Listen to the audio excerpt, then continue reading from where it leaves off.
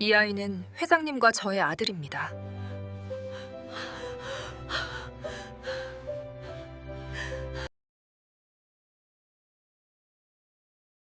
장례식장은 새벽부터 조문객들로 붐볐습니다.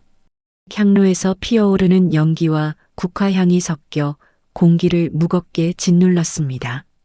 중견기업 회장인 강영식 회장의 장례식에 검은 상복 차림의 아내 민서영과 딸 강지원이 굳은 얼굴로 서 있었습니다. 흘러내리는 눈물을 억지로 삼키며 민서영은 끝없이 이어지는 조문객의 손을 잡았습니다. 남편의 영정 속 사진이 미소 짓고 있었지만 그 미소는 이제 그녀에게 가장 잔혹한 형벌이었습니다. 평생 믿고 의지했던 남편이 하루아침에 세상을 떠났다는 사실조차 실감하지 못한 채 그녀의 마음속에서는 매 순간 왜? 라는 질문이 1000번도 넘게 되뇌어지고 있었습니다. 딸 강지원 상무는 어머니의 곁에서 조용히 손을 잡고 있었습니다. 그녀 역시 아버지를 잃은 슬픔에 잠겼지만 기업의 후계자로서 감정에 무너질 수 없다는 책임감으로 애써 자신을 다잡고 있었습니다.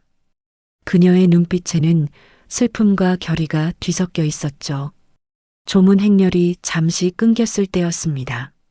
문득 장례식장 입구 쪽에서 사람들이 웅성거리기 시작했습니다. 누군가가 조심스레 속삭였습니다.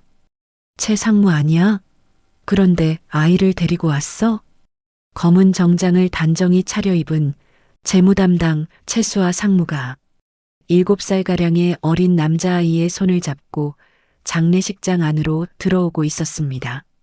그녀의 표정은 담담했지만 그 침착함이 오히려 사람들의 시선을 얼어붙게 만들었습니다.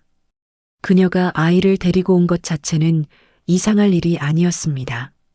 하지만 평소 미혼으로 알려진 그녀였기에 사람들의 호기심과 불길한 예감이 한꺼번에 일어났습니다.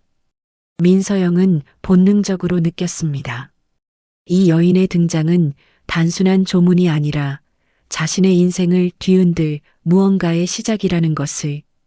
최수아는 차분히 영정 앞에 섰습니다. 그녀는 국화를 바치고 짧게 묵념을 올린 뒤 몸을 돌려 민서영과 딸 강지원을 정면으로 바라보았습니다. 조문객들 사이에 미묘한 정적이 흘렀습니다. 모두의 시선이 그녀의 입술로 향했습니다. 사모님, 그리고 강 상무님, 이 아이를 잠시 소개하겠습니다.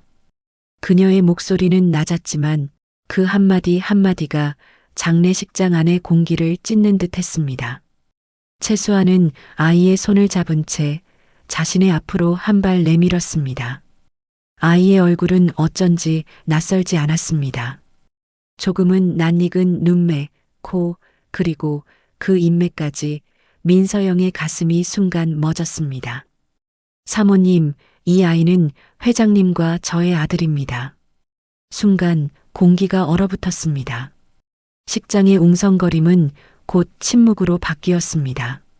민서영의 손끝이 떨리고 시야가 흔들리며 다리가 풀렸습니다.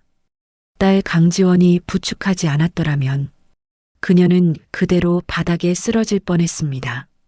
남편의 갑작스러운 죽음 속에 이들을 이렇게 바라보고 있는 현실이 그 어떤 고통도 이보다 잔혹할 수는 없었습니다.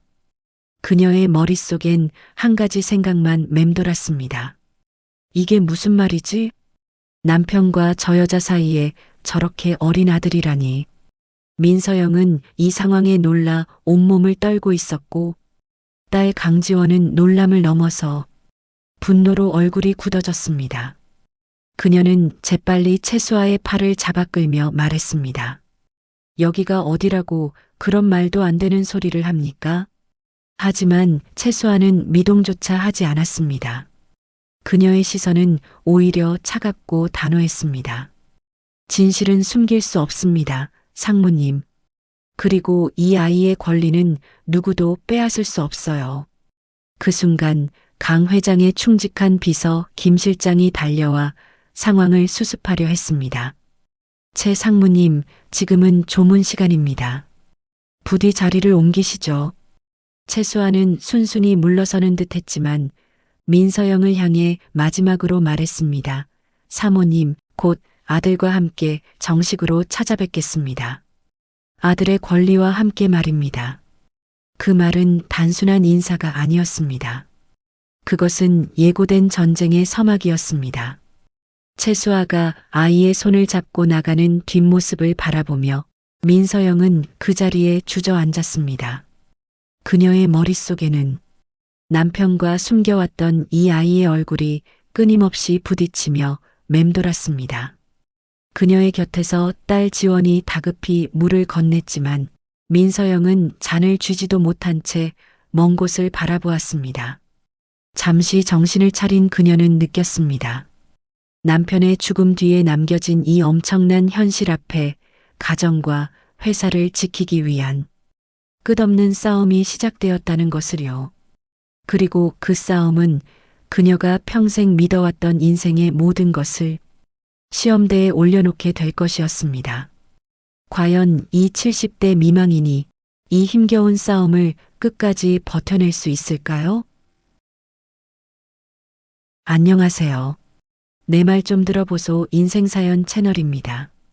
사연 시작 전 여러분의 소중한 구독과 좋아요, 댓글, 알림 설정은 더 많은 사연을 찾아내고 새로운 인생 이야기를 만들어 가는데 큰 힘이 됩니다. 그럼 그녀의 이야기 지금부터 함께 들어보시죠. 모든 장례식이 끝난 뒤 집으로 돌아온 민서영은 어둠 속 거실에서 한동안 말없이 앉아 있었습니다. 그녀는 멍하니 남편의 영정을 바라보았습니다. 영정 속 남편의 얼굴을 보는 순간 가슴속에서 다시금 차가운 배신감이 스며 올랐습니다.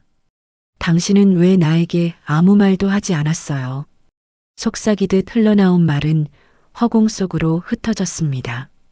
그녀는 천천히 자리에서 일어섰습니다. 남편이 생전에 가장 아꼈던 공간, 서재. 그곳으로 향하는 발걸음은 마치 진실을 향한 길처럼 무겁고 어쩐지 불길했습니다. 서재 문을 열자 묵직한 가죽 냄새와 오래된 서류의 냄새가 뒤섞여 코를 스쳤습니다. 책장 위에 가지런히 놓인 각종 서류함과 금고, 그리고 책상 위에 아직 덜 마른 잉크 자국이 남아 있었습니다. 마치 누군가 막 급히 무언가를 정리하고 떠난 듯한 느낌이었습니다. 민서영은 남편의 금고 앞에 섰습니다. 평생 함께 살면서도 한 번도 직접 열어볼 일이 없었던 금고. 비밀번호를 누르는 손끝이 떨렸습니다. 가볍게 철컥하는 소리와 함께 문이 열렸습니다. 금고 안에는 예상했던 거액의 현금과 증서 외에도 낯선 서류 뭉치가 가지런히 꽂혀 있었습니다.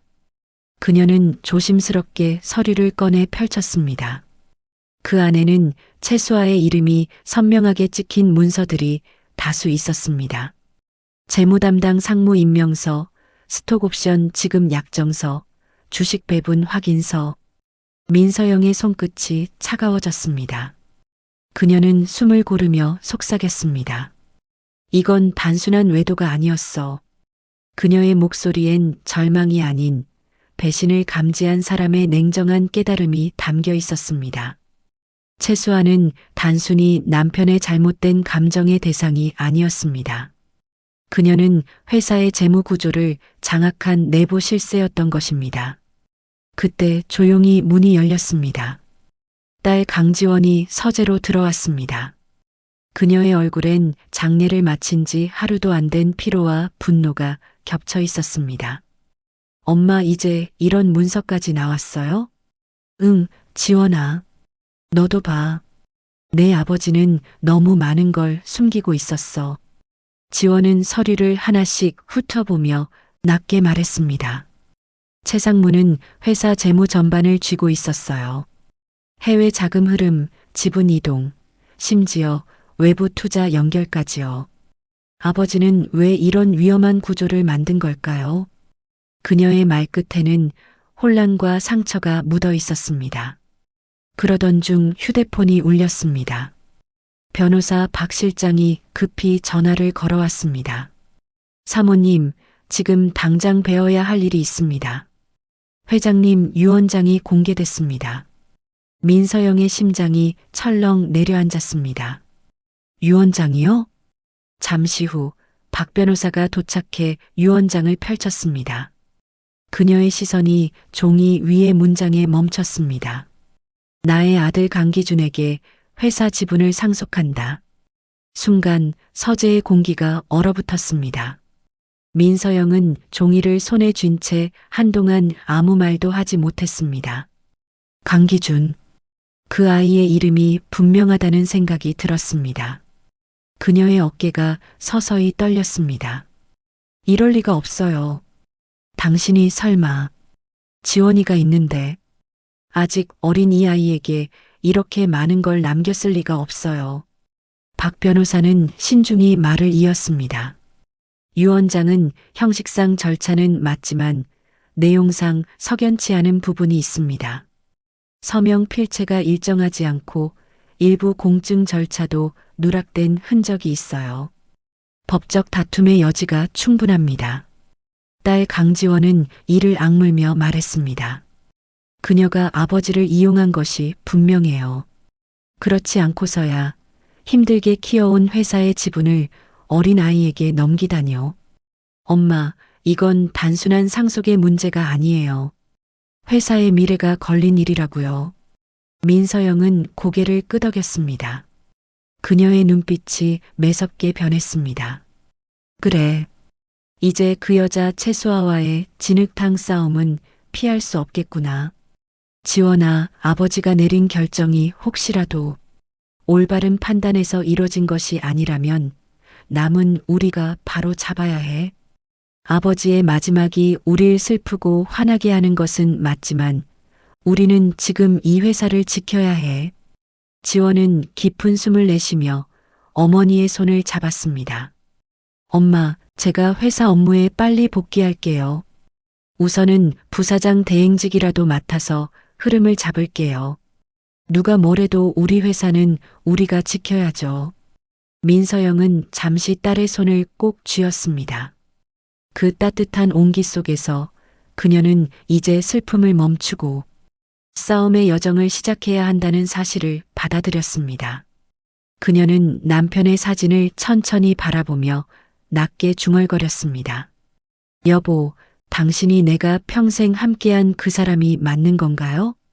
비록 당신의 비밀과 배신이 나를 지금 너무 힘들게 몰아세우고 있지만 이 싸움만큼은 결코 지면 안 될 것 같네요. 그녀는 남편의 외도로 느꼈던 그 배신감의 밑바탕에 아직 밝혀지지 않은 더 깊은 비밀이 숨어 있다는 생각도 들었습니다. 이제 그녀 앞엔 배신으로 시작된 복수의 서막, 그리고 한 여인의 새로운 인생이 기다리고 있었습니다. 며칠 뒤 강 회장의 유언장 공개 소식은 언론과 재계의 주요 기사로 떠올랐습니다. 혼외자의 상속권이라는 자극적인 문장이 신문과 방송마다 다르게 붙으며 회사와 가문의 명예를 크게 흔들고 있었습니다. 민서영은 조용히 기사들을 내려놓았습니다. 신문 위에는 굵은 활자로 쓰인 제목이 보였습니다. 강 회장 유언장 파문, 숨겨진 아들 상속 논란. 그녀는 두 주먹을 꽉 쥐었습니다. 채수아, 이제 진짜 시작이군요. 짧은 독백이 공기 속에 흩어졌습니다. 며칠 후 열린 긴급 이사회 날. 회사 본관 17층 회의실은 이른 아침부터 팽팽한 긴장감으로 가득 차 있었습니다. 유리창 밖으로 내리는 빗방울이 회의실 안의 공기처럼 차갑게 흘러내리고 있었습니다. 이사들이 자리를 채우자 정면 스크린에는 경영 안정화 대책 긴급회의라는 문구가 올라왔습니다. 임시로 부사장 대행을 맡은 강지원은 단정한 차림으로 회의장에 들어섰습니다. 그녀의 뒤에는 어머니 민서영이 조용히 자리를 지키고 있었습니다. 그리고 잠시 뒤 검은 정장을 입은 채수아가 회의실 문을 열고 들어섰습니다. 그녀는 도도하게 걸어 들어와 자리에 앉았습니다. 회의를 시작하시죠. 갑작스런 회장님의 유고로 기업의 위기 관리에 대한 심각한 문제가 드러나고 있습니다. 이는 기업 가치와 시장의 신뢰를 크게 흔들고 있습니다. 그녀는 준비해온 서류를 탁자 위에 내려놓으며 말을 이었습니다. 지금 같은 혼란 속에서 강상무가 경영을 맡는 건 위험합니다. 비록 영업 부문에서 경험을 키워왔다고는 하지만 이런 혼란스러운 상황에선 재무 구조를 이해하고 빠르게 안정시킬 관리 역량이 필요한데 강상무는 많이 부족하다는 생각이 드네요. 회의실 안의 공기가 빠르게 얼어붙는 것 같았습니다. 강지원은 곧바로 그녀를 바라보며 담담히 대답했습니다. 제가 부족하다고요? 재무 능력을 떠나 영업이 우선 되어야 하는 시점이 아닐까요? 특히 지금은 회장님 사후에 영업 상황이 좋지 않습니다. 이런 상황을 뚫고 영업을 정상화시켜야 자금도 확보되는 겁니다. 더불어 업무 능력을 떠나서 도덕적 결함을 가지고 거기다가 남을 짓밟아 얻은 자리는 오래가지 않습니다. 그녀의 단호한 말에 몇몇 이사들이 조용히 고개를 들었습니다. 최수아는 비웃듯 미소를 지었습니다. 저는 짓밟은 적 없습니다. 단지 강 회장님의 뜻을 따랐을 뿐이에요. 그녀의 말에 싸늘하던 회의실에 이사들 몇이 수군거렸습니다. 회장님의 뜻이라고? 민서영은 그 모습을 조용히 지켜보았습니다. 그녀는 직감했습니다. 이건 단순한 경영권에 대한 전쟁이 아니라 남편이 남긴 기업의 유산과 명예, 그리고 남은 가족을 지키기 위한 도덕과 탐욕의 전쟁이라는 것을 다시 한번 느꼈습니다. 그 사이 임시 주주총회가 시작되었습니다. 최수아는 이사회 전원에게 자료를 나누어 주며 말을 이었습니다. 여기 보시면 제가 지난 3년간 재무 책임자로서 어떤 프로젝트들을 주도했는지 나와 있습니다. 회장님은 저를 신뢰하셨고 제게 회사의 미래를 준비하라고 말씀하셨습니다. 그녀는 고개를 돌려 민서영을 향해 정중하게 말했습니다. 사모님, 강상무님이 회장님의 뜻을 너무 감정적으로 접근하셔서 저를 거부하는 것이 아닌가 생각되는데 사모님의 생각은 어떠신가요? 그 말은 예의 바른 듯 들렸지만 그 말투 속엔 날이 선 칼날과도 같은 도전이 숨어 있었습니다. 민서영의 눈빛이 잠시 흔들렸지만 곧 차분히 가라앉았습니다. 감정이 아니라 진실을 보고 있는 겁니다. 당신은 정말로 그 유언이 조작되지 않았다고 확신할 수 있나요? 그리고 그 유언장이 왜 당신 쪽에서 공개가 되었죠? 짧은 정적이 회의실을 감쌌습니다. 서류를 정리하던 최수아의 손끝이 순간적으로 멈췄다가 천천히 움직였습니다. 그건 회장님이 마지막까지 절 믿고 의지하셨다는 반증이기도 하지 않을까요? 그렇게 말하는 최수아의 목소리가 미세하게 떨리고 있었습니다. 이사회의 일부 구성원들은 이미 최수아가 그간 보여온 업무 능력으로 마음이 기울어 보였습니다. 그녀가 회장 생전 주도했던 프로젝트 덕분에 이익을 본 이사들이 많았기 때문입니다. 그때 강지원이 자리에서 일어섰습니다. 여러분, 아버지의 죽음은 갑작스럽지 않았습니다. 무엇인가 석연치 않은 관계들이 아버지를 죽음에 이르게 한 것으로 저는 믿고 있습니다. 전 그걸 반드시 찾아 진실을 밝혀낼 겁니다. 그녀의 목소리는 흔들리지 않았습니다. 회의실에 있던 이사들의 시선이 서서히 그녀에게로 향했습니다. 민서영은 그 모습을 바라보며 속으로 생각했습니다. 그래, 이 아이는 더 이상 나만의 딸이 아니구나. 회사를 지키고 진실을 밝히기 위해 온 마음을 다해 싸우고 있는 거야. 회의 막바지, 최수아가 마지막으로 입을 열었습니다. 사모님, 상무님, 저희 쪽 변호사와 상의 끝에 다음 주 중으로 정식 상속 절차도 진행할 예정입니다. 그리고 죄송하지만 원만한 진행이 되지 않는다면 법적으로 상속 소송도 제기하겠습니다. 회의실이 크게 술렁였습니다. 그녀는 덧붙였습니다.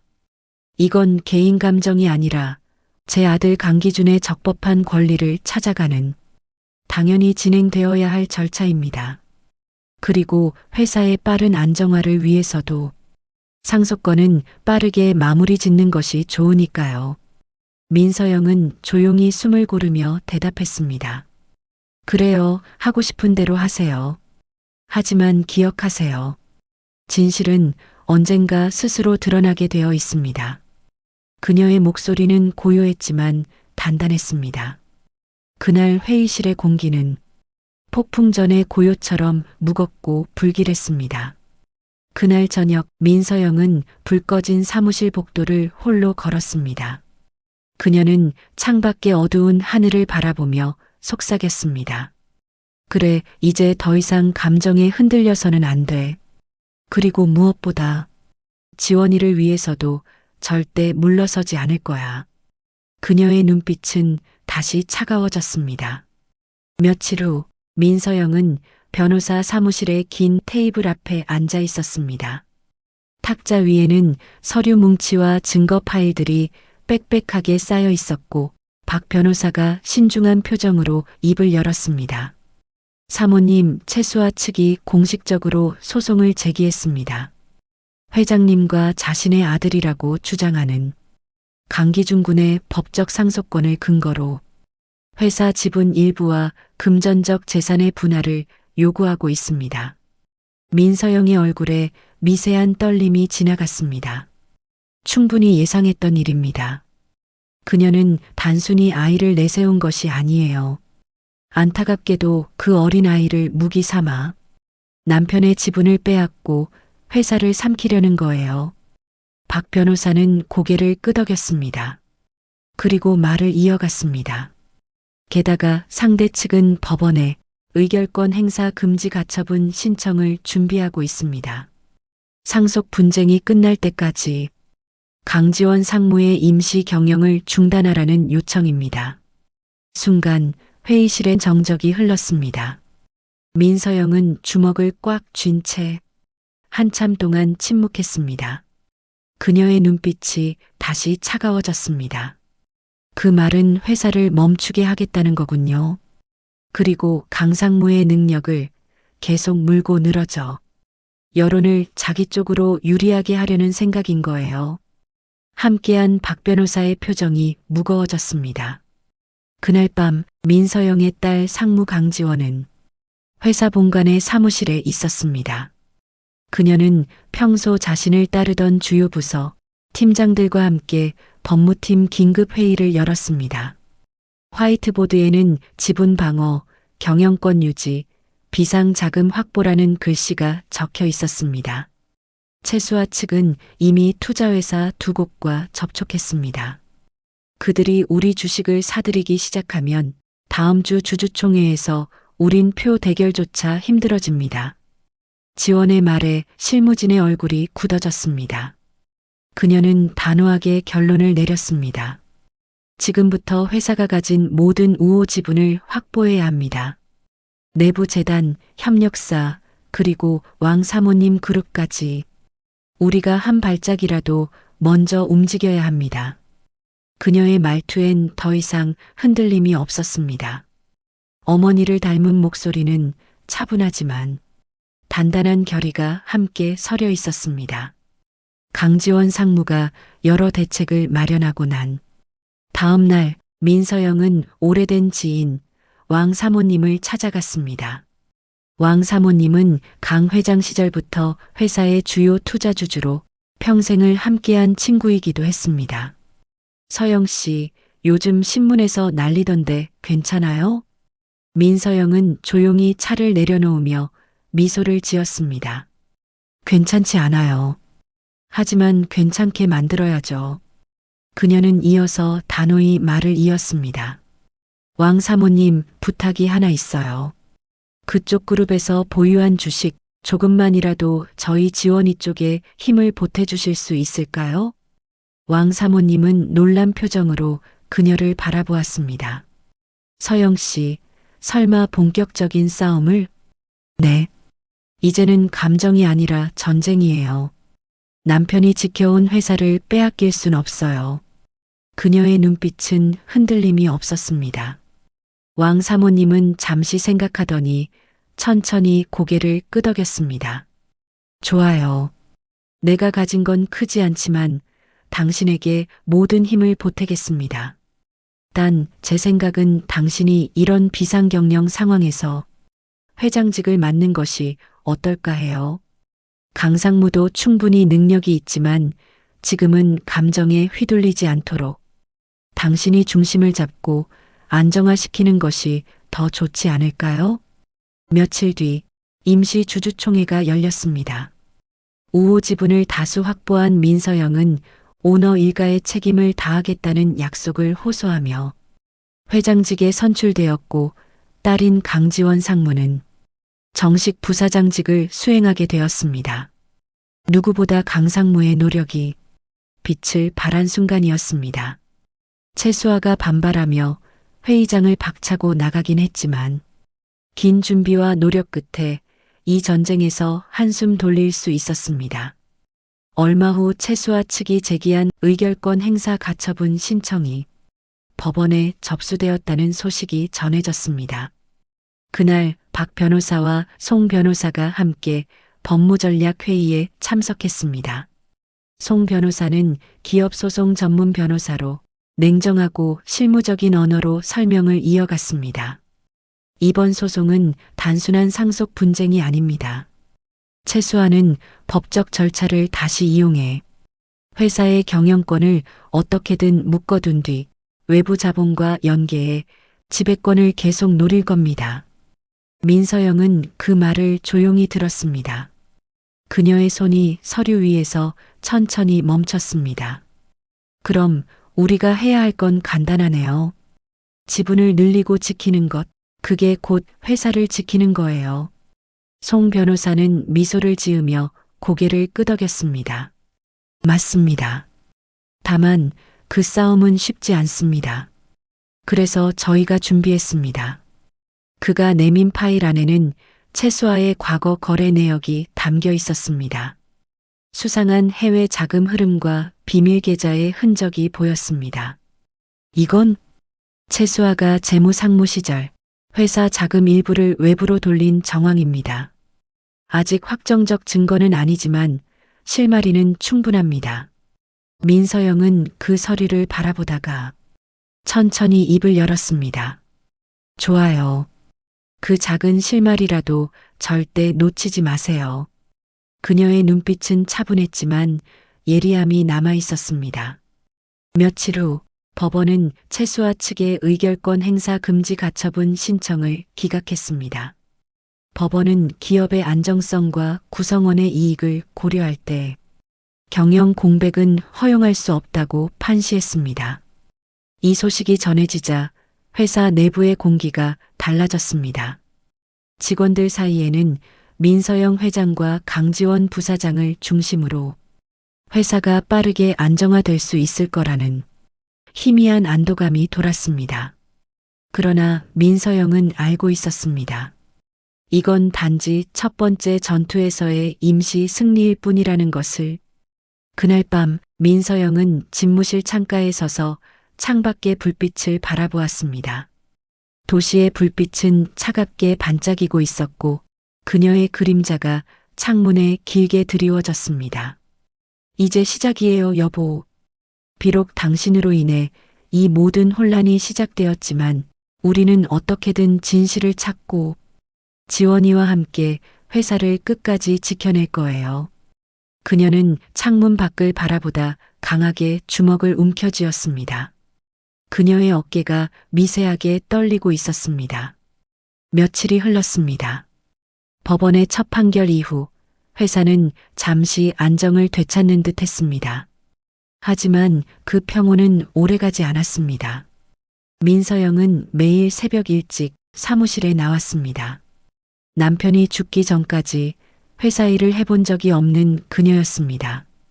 하지만 지금은 누구보다 일찍 출근해 서류 하나하나를 직접 확인하며 단 하나의 실수도 허락하지 않으려 애쓰고 있었습니다.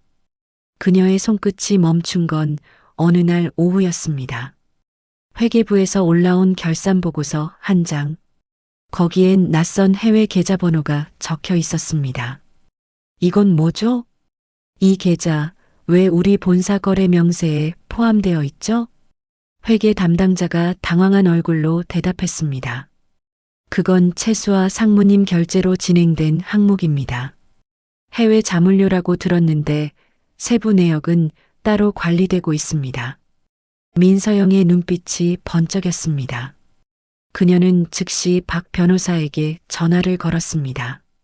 박 변호사님, 전에 말했던 해외 자금 흐름 자료. 그 파일 다시 열어보죠. 그날 밤 민서영과 강지원 그리고 박 변호사와 송 변호사는 회의실에 모였습니다. 탁자 위엔 인쇄된 거래 내역서가 수북히 쌓여 있었습니다. 송 변호사가 낮은 목소리로 말했습니다. 여기 보시면 이 계좌와 최상무가 3년 전부터 관리한 외주 용역사 계좌가 연결되어 있습니다. 표면상으론 해외 세무 컨설팅비지만 실질적으로는 회사 자금이 개인 계좌로 유출된 정황이 있습니다. 강지원이 서류를 넘기며 단호히 말했습니다. 그럼 이건 명백한 횡령이네요. 박 변호사가 고개를 끄덕였습니다. 진행 구조가 매우 치밀합니다. 자금 흐름이 의도적으로 분리되어 있고 내부 회계 감사도 일부 조작된 흔적이 있습니다. 민서영은 한참 동안 아무 말도 하지 않았습니다. 그녀의 시선이 한 점에 고정된 채 천천히 말을 이었습니다. 이건 어떠한 이유로도 용납될 수 없어요. 최 상무는 그동안 회사를 내부에서부터 조금씩 삼키고 있었네요. 그녀는 한 장의 보고서를 집어들고 천천히 책상 위에 내려놓았습니다. 증거를 확보하세요. 내부 문서, 계좌 내역, 이메일, 모든 걸 공식 감사 절차에 올릴 수 있도록 철저히 준비하세요. 강지원이 어머니를 바라보았습니다. 그녀의 표정엔 결의와 두려움이 동시에 담겨 있었습니다. 엄마, 어디서부터 잘못된 걸까요? 우리는 이제 그 여자를 절대 용서해선 안 될 것 같아요. 민서영은 고개를 끄덕였습니다. 그래. 진실이 드러날 때까지 절대 지쳐서는 안 돼. 다음 날 아침 본사 17층 회의실에 비상임원회의가 열렸습니다. 분위기는 긴장 그 자체였습니다. 최수아는 여전히 도도한 표정으로 회의실에 들어섰습니다. 오늘은 무슨 긴급 사안입니까? 그녀가 자리에 앉자 민서영이 차분히 입을 열었습니다. 최 상무님, 오늘 안건은 내부 감사 보고입니다. 민서영의 손짓에 따라 송 변호사가 참석자들에게 서류를 나눠주었습니다. 회의실에 정적이 흘렀습니다. 한 장, 또 한 장 넘길 때마다 이사들의 얼굴이 점점 굳어졌습니다. 송 변호사는 담담하게 보고를 이어갔습니다. 조사 결과 최 상무님 명의 혹은 지시로 승인된 해외 자금 거래 중 일부가 개인 비자금으로 흘러 들어갔다는 증거를 확인했습니다. 순간 최수아의 얼굴이 하얗게 질렸습니다. 그건 오해예요. 단순한 행정 착오일 뿐입니다. 민서영은 흔들리지 않는 목소리로 말을 이었습니다. 착오라 하기엔 너무 정교하네요. 그녀는 문서 하나를 책상 위에 조용히 밀었습니다. 그 종이엔 붉은 도장이 찍혀 있었습니다. 지금 이 시간부터 최수아 상무의 직무를 정지시키겠습니다. 회의실 안의 공기가 싸늘하게 식었습니다. 최수아는 손에 든 펜을 떨어뜨리며 중얼거렸습니다. 감히 나를. 민서영은 조용히 자리를 정리하며 일어섰습니다. 당신은 사랑을 가장하며 내 남편을 속였고 그 감정을 이용해 빠른 성공을 얻었죠. 그리고 그 지위를 이용해 회사 돈에 손을 댔어요. 결국 그 돈으로 이 회사를 당신 손에 넣으려 했습니다. 하지만 내가 말했잖아요. 진실은 결국 드러나게 되어 있다고. 그녀의 목소리는 차가웠지만 그 안엔 한 점의 떨림도 없었습니다. 그날 오후 사내 메신저를 통해 전 직원에게 공지가 올라갔습니다. 재무상무 채수와 직무정지, 후임 인사 추후 공지 예정. 짧은 한 문장이었지만 회사 전체를 뒤흔들기엔 충분했습니다. 몇몇 직원은 고개를 들지 못했고 몇몇은 안도의 한숨을 내쉬었습니다. 민서영은 사무실 창가에 서서 그 공지를 조용히 바라보았습니다. 그녀의 입가에 아주 미세한 미소가 떠올랐습니다. 그래요. 이제 첫 발을 디뎠네요. 당신이 만든 이 혼란 내가 하나씩 바로잡을 거예요. 그녀의 시선이 창밖 먼 곳을 향했습니다. 창밖 도시엔 햇살이 비쳤지만 그녀의 마음은 여전히 차가웠습니다. 며칠 뒤 민서영은 회장실에서 잠시 눈을 감고 손끝으로 이마를 눌렀습니다. 회사 내의 위기는 잠시 진정됐지만 그녀의 마음속에는 여전히 풀리지 않은 의문 하나가 자리 잡고 있었습니다. 정말 그 사람의 건강 상태가 그렇게 갑작스레 떠날 만큼 나빴던 걸까? 그녀의 남편 강 회장은 평소 건강 관리에 누구보다 철저한 사람이었습니다. 그랬기에 이번 죽음은 아무리 생각해도 이해가 가지 않았습니다. 그녀는 병원에서 받은 남편의 유품 상자를 꺼냈습니다. 장례를 급히 치르고 회사 일로 정신이 없던 탓에 그 물건을 제대로 들여다볼 틈조차 없었습니다. 상자 안에는 오래된 수첩과 시계가 들어 있었습니다. 그녀는 무심코 수첩을 펼쳤다가 거기 적힌 한 문장에 손이 멈췄습니다. 채수아, 더 이상 이대로 둬선 안 된다. 방법을 찾아야 한다. 순간 그녀의 눈동자가 흔들렸습니다. 더 이상 이대로 둬선 안 된다니 대체 무슨 뜻이었을까? 그녀는 망설임 없이 송 변호사에게 전화를 걸었습니다. 송 변호사님, 남편의 사망 직전 재무자료를 다시 확인해 주세요. 특히 채수아가 관리했던 비밀 계좌 내역을요. 며칠 뒤 송 변호사는 비밀스럽게 그녀의 집무실을 찾았습니다. 그는 조심스럽게 노트북을 열고 화면을 돌려 보였습니다. 사모님 말씀하신 자료를 추적했습니다. 채수아가 관리하던 해외 계좌 중 일부에서 회장님 개인명의 계좌로도 일정 금액이 반복적으로 이체된 기록이 있습니다. 민서영의 손끝이 떨렸습니다. 그럼 남편도 이 거래를 알고 있었다는 건가요? 송 변호사는 잠시 망설이다가 고개를 끄덕였습니다. 네. 그런데 더 이상한 건 회장님이 사망하기 일주일 전 그 계좌의 모든 잔액이 채수아 개인 계좌로 송금되었습니다. 민서영의 입술이 굳게 닫혔습니다. 사망 일주일 전이라니? 그녀는 자리에서 일어나 창가로 걸었습니다. 햇살이 희미하게 책상 위를 비추고 있었지만 그 빛은 마치 얼음처럼 차가웠습니다. 그녀가 남편의 병세를 알고 있었던 걸까요? 아니면 그걸 이용한 걸까요? 송 변호사는 조용히 말을 이었습니다. 그리고 이상한 점이 또 있습니다. 회장님 사망 직전에 모든 재무 결제가 채수아의 정결로 처리돼 있었습니다. 정결이라면 무슨 뜻이죠? 쉽게 말해 회장님께 보고 없이 채수아 혼자 모든 결정을 내렸다는 뜻입니다. 민서영은 잠시 눈을 감았습니다.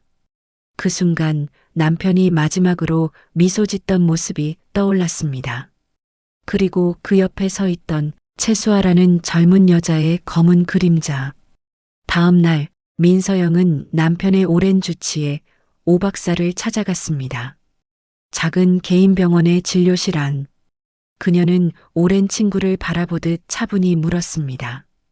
박사님, 제 남편의 상태 정말 그렇게 갑작스러운 거였나요? 평소 건강관리를 그렇게 철저히 하던 사람이에요. 오 박사는 잠시 망설이다가 낮은 목소리로 답했습니다. 사모님 맞습니다. 평소엔 건강하셨죠? 하지만 최근 몇 달은 좀 이상했습니다. 가슴이 답답하다며 병원을 자주 찾으셨지만 저희 쪽에선 특이 소견이 없었습니다. 업무 스트레스라 생각하고 신경 안정제를 처방했습니다. 민서영이 의아한 눈빛으로 물었습니다. 가슴이 답답하다고요? 저한테는 그런 말씀 없으셨는데요. 거의 매주 오셨습니다. 돌아가시기 한 달 전쯤엔 잠이 오지 않는다며 수면제까지 여러 번 처방받으셨죠. 그녀는 숨을 고르며 낮게 말했습니다. 저는 그걸 몰랐어요. 같은 집에 살면서 그걸 전혀 모르고 있었네요. 오 박사는 조심스레 말을 이었습니다. 그리고 또 한 가지 이상한 점이 있었습니다. 예전엔 늘 김 실장이 모시고 왔는데 그 몇 달 사이엔 젊은 여자분이 함께 오셨습니다. 저는 비서가 바뀐 줄 알았죠. 그런데 장례식장에서 뵈니 아이와 함께 있던 그분이었습니다. 민서영의 얼굴이 굳었습니다. 장례식에 그 여자 채수하여? 그녀의 손끝이 미세하게 떨렸습니다. 남편의 죽음에 채수아의 어두운 그림자가 드리워져 있음을 그녀는 직감했습니다. 병원 문을 나서자 차가운 바람이 얼굴을 스쳤습니다. 그녀는 순간 중심을 잃고 비틀거렸지만 벽을 짚으며 겨우 버텼습니다. 무언가 있다. 남편의 죽음에 분명 채수아가 있다. 그녀는 손가방을 꽉 쥐었습니다. 햇살은 조금씩 따뜻해지고 있지만 그녀의 마음속엔 다시 차가운 바람이 불고 있었습니다. 내가 끝까지 파헤치겠어요. 당신의 죽음이 어떤 진실을 숨기고 있는지. 며칠 후 아침 회사의 정문 앞이 술렁이기 시작했습니다. 출근길 직원들은 웅성거리며 휴대폰을 들여다보고 있었습니다. 포털 사이트 메인 화면에 큼직한 제목이 떠 있었습니다. 강 회장 사망 전 비서 채수아에게 거액 송금 정황. 그 기사는 단 1시간 만에 경제면에서 사회면 그리고 실시간 검색어 1위로 올라섰습니다. 수십 명의 기자들과 카메라가 회사 정문 앞을 에워쌌고 마이크가 일제히 민서영의 이름을 외쳤습니다. 민 회장님, 강 회장님 사망 전 자금 이동 사실 알고 계셨습니까? 채수아 전 상무 내연설 사실 맞습니까? 이번 건과 유 원장 조작 의혹은 관련 있나요? 민서영은 출입문 앞에서 잠시 멈췄습니다. 그녀는 단호하고 흔들림 없는 목소리로 한마디만 남겼습니다. 지금은 할 말이 없습니다. 하지만 진실은 반드시 드러날 겁니다. 그녀가 차에 올라타자 순간 수백 개의 플래시가 터졌습니다. 그 빛 속에서 민서영의 얼굴엔 왠지 두려움이 아니라 냉철한 결의가 빛나고 있었습니다. 같은 시각 채수아는 거실에서 초조한 듯 손톱을 깨물며 계속 자리를 맴돌았습니다. 그러다 악에 바친 목소리로 울부짖었습니다. 내가 이렇게까지 키운 회사야. 내가 여기까지 끌고 온 거라고. 니들이 뭘 했어, 뭘 했냐고. 그러면서 그녀는 여기저기 회사 내부인들에게 전화를 걸었지만 그 누구도 받질 않았습니다. 그 순간 텔레비전 뉴스 자막이 그녀의 마지막 희망을 무너뜨렸습니다. 내부 감사 결과 채수아 전 상무의 자금 유용 정황 확인. 화면엔 민서영의 공식 성명이 나왔습니다. 회사 내부 감사 결과 경영의 투명성을 저해하는 중대한 위법 행위를 발견했습니다. 이에 따라 관련자에 대한 법적 조치를 검토 중입니다. 그녀의 손에서 리모컨이 떨어졌습니다. 텅 빈 거실 안에 탁 하고 리모컨 떨어지는 소리만 울렸습니다. 그날 오후 민서영은 회의실에 앉아 있었습니다. 박 변호사가 조심스레 물었습니다. 회장님, 언론에 더 내보낼까요? 아니면 지금 선에서 정리하시겠습니까? 민서영은 잠시 눈을 감았다가 천천히 고개를 들었습니다. 이건 시작일 뿐이에요. 우리가 놓고 있었던 그 시간 동안 너무 많은 진실이 묻히고 더럽혀졌어요. 그녀는 결의에 찬 목소리로 말을 이었습니다. 그동안 준비했던 모든 자료를 정리하세요. 그리고 검찰에도 제출하세요. 그녀가 저지른 일들 더 이상 그냥 둘 수 없어요. 죗값을 치르게 해야 합니다. 저녁 무렵 회사 앞에는 기자들이 여전히 몰려 있었습니다. 민서영이 회사 문을 열고 나오는 순간 카메라 수십 대가 동시에 돌아갔습니다. 그녀는 짧게 한 문장만 남겼습니다. 결국 진실 앞에 거짓은 무너지게 되어 있습니다. 그 한마디가 그대로 그날 저녁 모든 방송사의 헤드라인이 되었습니다. 같은 시간 최수아는 변호사 사무실에서 전화기를 붙잡고 있었습니다.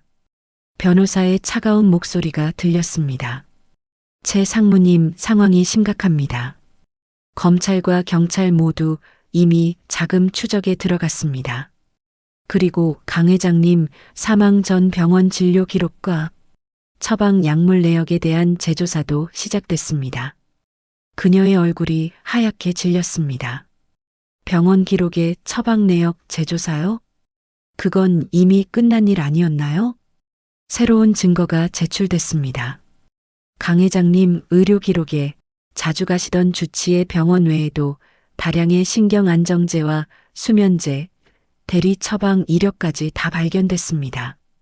최수아는 손에서 전화를 떨어뜨렸습니다. 그녀의 얼굴에 식은땀이 맺혔습니다. 그녀는 비틀거리며 거울 앞으로 다가갔습니다. 거울 속에는 피로에 찌든 얼굴과 두려움에 일그러진 눈동자가 비쳐 있었습니다. 아니야, 나만은 절대 무너지지 않아. 내가 여기까지 어떻게 왔는데. 하지만 그 순간 창밖에서 번쩍이는 카메라 플래시가 다시 터졌습니다.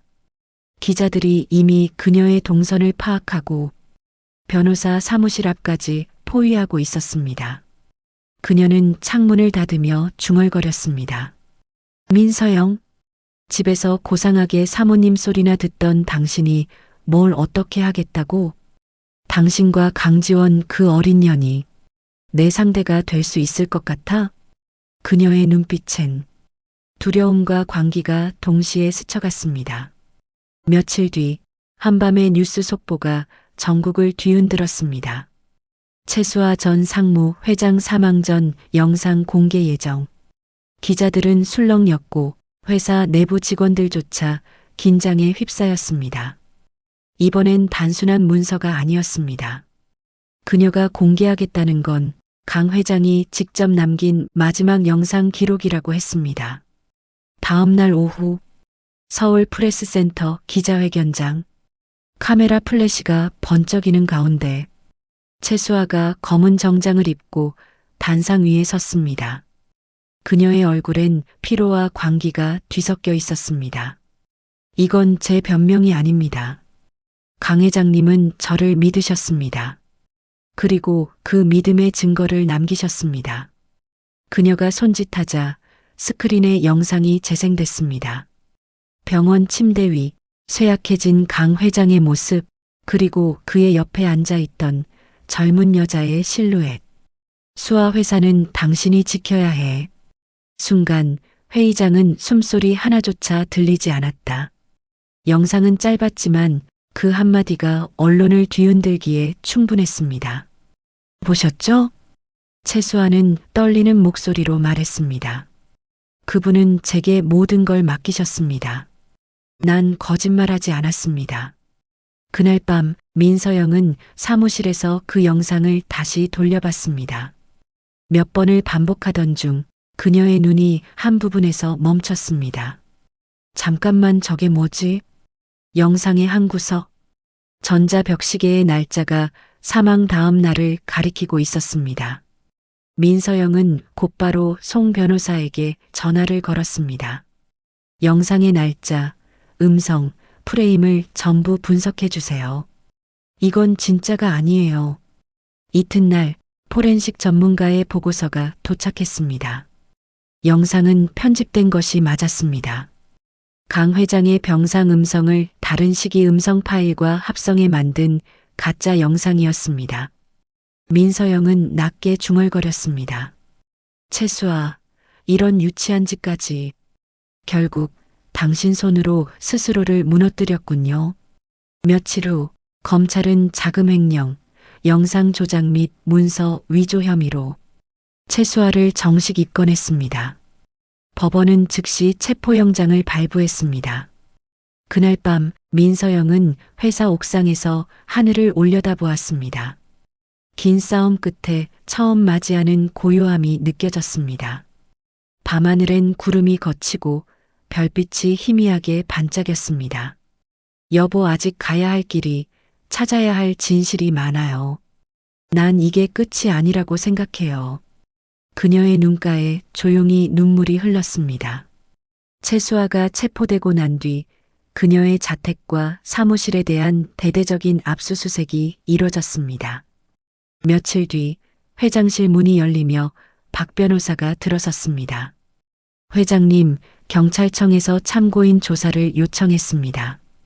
회사의 주요 업무를 보고하러 들어와 있던 딸 강지원이 물었습니다. 그게 무슨 소리죠? 왜 회장님이 조사를? 박 변호사의 말이 이어졌습니다. 단순 참고인 조사라고는 하지만 뭔가 보여줄 게 있는 눈치였습니다. 민서영은 잠시 생각에 잠기더니 조용히 말했습니다. 좋아요, 바로 가죠. 서늘한 공기가 감도는 경찰청 조사실. 담당 수사관 앞에 민서영과 강지원 부사장, 박 변호사가 마주 앉았습니다. 담당 수사관이 조심스럽게 말을 꺼냈습니다. 회장님, 이걸 좀 확인해 주시죠. 그는 노트북과 봉투 하나를 테이블 위에 올려놓았습니다. 노트북 화면이 켜지자 화면 속엔 오래된 호텔방이 비쳤습니다. 잠시 뒤 채수아가 취한 듯한 강 회장을 부축해와 침대에 눕히고 옷을 벗긴 뒤 이불을 덮어주고 방 안에서 나갔습니다. 방 안에는 강 회장 혼자 누워있는 장면이 오래도록 이어졌습니다. 한참 뒤 창문 커튼 사이로 아침 햇살이 방 안으로 조금씩 들어오고 있었습니다. 뒤이어 채수아가 방으로 다시 들어와 옷을 벗고 속옷 차림으로 강 회장 옆에 누웠습니다. 이어진 영상 속에는 뒤척이던 강 회장이 일어나 옆에 누운 채수아를 보며 깜짝 놀라 채수아를 흔들어 깨웠습니다. 일어난 채수아가 엷은 미소로 강 회장의 어깨에 손을 올리자 강 회장은 그 손을 뿌리치며 급히 옷을 입었습니다. 강 회장이 놀란 얼굴로 방 안을 나간 뒤 침대에서 크게 웃는 채수아의 모습으로 영상은 끝이 났습니다. 영상 밑에 찍힌 날짜로 보아 8년 전의 영상 기록이었습니다. 순간 민서영과 강지원은 서로를 바라보았습니다. 이건 뭐지? 대체 어떻게 된 거지? 놀란 민서영이 옆에 있는 봉투 속 서류를 꺼내 보았습니다. 유전자 검사 결과 친자 일치. 서류는 강 회장과 강기준의 유전자 검사 결과지로 의뢰자는 채수아였습니다. 민서영은 혼란에 빠졌습니다. 영상 속에선 남편인 강 회장과 채수아 사이에선 부적절한 일은 일어나지 않았습니다. 그런데 이 유전자 검사의 친자 일치 결과는 어떤 진실을 말하고 있는지 혼란스러웠습니다. 민서영은 딸 강 부사장을 바라보며 말했습니다. 이 영상과 친자 확인 결과지 중 하나는 가짜가 분명해. 그런데 난 이 영상이 진실이라고 믿고 싶구나. 옆에 있던 담당 수사관이 말을 이었습니다. 맞습니다. 회장님, 이 영상은 조작되지 않았습니다. 그런데 더 중요한 것이 있습니다. 그는 친자 확인서를 가리켰습니다. 이 결과지의 검사기관은 현재 폐업하고 없는 기관입니다. 그런데 검사 당시의 기관 대표 이름과 채수아가 컨설팅 자금이라며 해외에 수없이 송금했던 거래처 대표의 이름과 동일했습니다. 딸 강지원 부사장이 자리에서 벌떡 일어나 소리쳤습니다. 그러면 최수아가 그 남자와 짜고 친자 검사 결과를 조작한 거예요? 그걸로 아버지를 협박하고 회사 돈을 빼돌렸어요? 네, 맞습니다. 조사 결과 그 남자는 최수아의 내연남이었습니다. 그리고 이 아이도 두 사람 사이에서 태어난 아이입니다. 수사관의 마지막 말이 이어졌습니다. 이 영상은 8년 전 해외 공장 준공식 후 호텔에서 찍힌 것으로 확인됐습니다. 호텔방에 함께 있었던 사실 하나로 최수아는 강 회장님과의 불륜을 조작했고 조작한 친자 확인서를 미끼로 강 회장님을 협박하며 오래도록 회사 자금을 횡령했습니다. 그리고 그렇게 모은 돈으로 경영권 확보를 시도한 것으로 파악하고 있습니다. 경찰의 설명에 그 자리에 있던 민서영과 강 부사장, 박 변호사는 모두 얼어붙었습니다. 그날 진실은 마침내 얼굴을 드러냈습니다. 그리고 그 얼굴은 생각보다 훨씬 잔혹했습니다. 시간이 흘러 서울중앙지방법원 제2형사부 재판정안은 이른 아침부터 인파로 가득했습니다. 언론사 카메라와 플래시가 번쩍이고 한쪽에는 민서영과 강 부사장 그리고 다른 쪽엔 수의복 차림의 최수아가 앉아 있었습니다. 법정 안의 공기는 싸늘했습니다.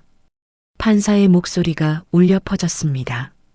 피고인 최수아는 위조, 공갈, 협박, 업무상 횡령, 그리고 증거 조작 혐의에 대하여 그 짧은 정적 속에서 모든 시선이 단 한 사람에게 향했습니다. 징역 12년을 선고한다.